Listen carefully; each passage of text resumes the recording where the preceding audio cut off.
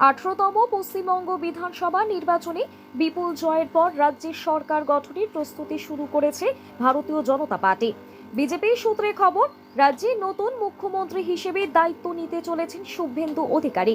উপমুখ্যমন্ত্রী পদে থাকছেন দিলীপ ঘোষ এবং অগ্নিমিত্রা পাল। অন্যদিকে স্বাস্থ্য দপ্তরের দায়িত্ব পেতে পারেন ইন্দ্রনীল খাঁ।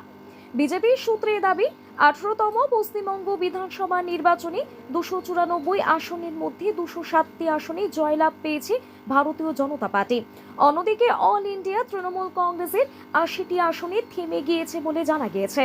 যদিও নির্বাচন কমিশনের তরফে আনুষ্ঠানিক পূর্ণাঙ্গ ফলাফল ও সরকার গঠনের বিষয়ে এখনো সরকারি ঘোষণা সামনে আসেনি।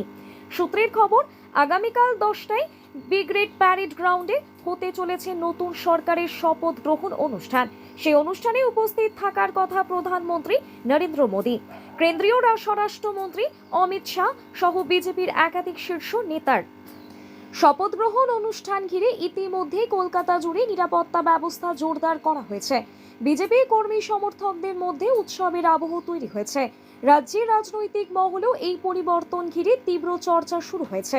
বিস্তারিত ভিডিও চিত্রে এই নিউজ লাইভ এক্সক্লুসিভ প্রতিবেদন।